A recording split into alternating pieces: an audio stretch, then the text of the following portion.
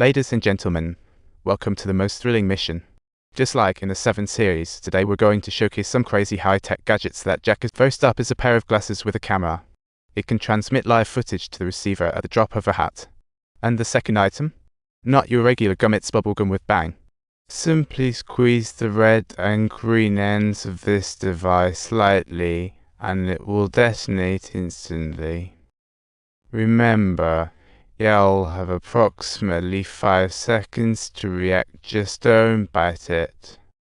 Everything's ready, action starts. Undercover Sora surprises Grayson by spraying a marker on his head to monitor him. With Jack's high-tech aid, Ethan cleverly disguises himself among them. The duo smoothly sneaks into the embassy's control room, setting the camera glasses in prime position, and now it's time to patiently wait for their target. Just as they were ready to take the elevator out, disaster-struck Jack's elevator tech suddenly decided to take a break. The elevator doors wouldn't budge, and of course, Grayson decides to push the button. Talk about awkward timing. In a panic, Jim remotely opened the outer elevator doors, and Ethan and Sora had to hastily hide at the bottom of the elevator. Sure enough, once Grayson entered the control room, he started his data-stealing shenanigans. All of this was captured by the camera glasses, our big data evidence. So far, the mission was going smoothly. But now we wait for Grayson's bio to show up so we can catch them all in one swoop.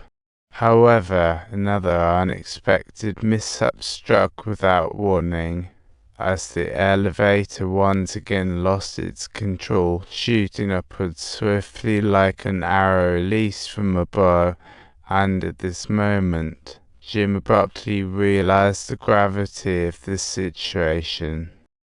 He hastily left the control room to meet Ethan, urgently telling him he's being followed. As traitor Grayson slipped away, Ethan refused. He told Sora to tell the target while he rescued Jim.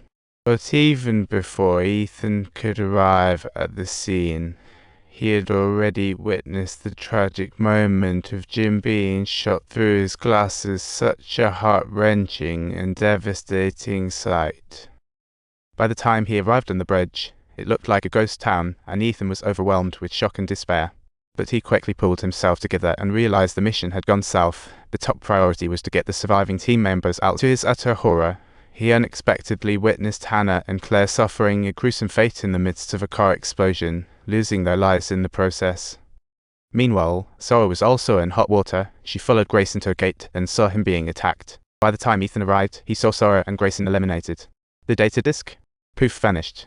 What was supposed to be an easy win turned into disastrous failure. Just then, the Prague police arrived on the scene, prompting Ethan to hastily flee in order to prevent his identity from being exposed.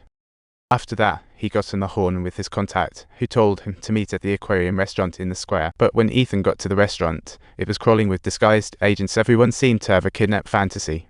At that moment, his boss finally dropped the act. It turns out this whole mission was a ruse, and Grayson was actually with the CIA, walking away with a fake list. But lo and behold, there was indeed a traitor at the CIA. This arms dealer named Max was actively seeking contact with the crafty CIA rat. Their mission tonight was to uncover the CIA traitor, and now nearly the whole team is gone, with only Ethan left. His boss was sure Ethan was the traitor, especially after finding an extra $120K in his account tubes. Ethan knew he couldn't clear his name by jumping into the Yellow River, so he decided to expose the true traitor. But first things first, he had to escape. After getting away, Ethan returned to the hotel where the team was supposed to meet. He cautiously smashed the light bulbs in the hallway and delicately scattered the shards on the floor just outside his door, so that anyone attempting to get too close would instantly be greeted by the sharp sound of broken glass, serving as an immediate alert for him. Once inside, Ethan glanced at Jim's computer, remembering the code Job 314, and decided to search for clues.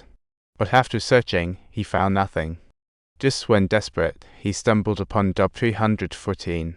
This hit him like a ton of bricks. Job 314 could definitely refer to a specific verse in the book of Ethan. Searched emails with keywords and found Max's secret passage.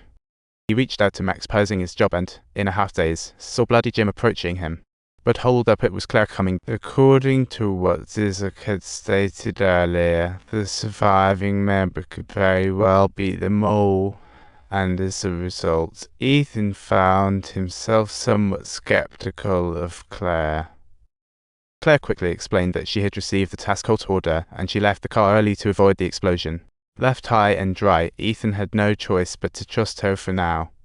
Shortly after, arms dealer Max sent a reply agreeing to meet, and Ethan followed the email instructions successfully. When they met, Max quickly realized that Ethan was saying that the ListDisc job sold him was totally worthless, it was just a decoy. After a few minutes of thinking, a stampede of IMF agents surrounded the place, and with Ethan's help, the talent managed to escape successfully.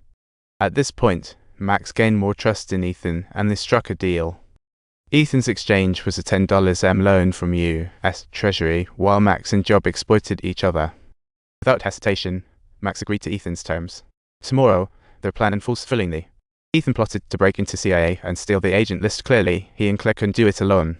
So the duo recruited 2 former operatives that the CIA had dropped, and Ethan's pick was the tech genius hacker Luther.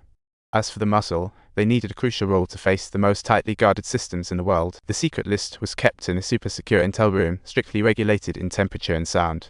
This was the challenge they were about to face. The stakes couldn't be higher, and time was definitely not on their side.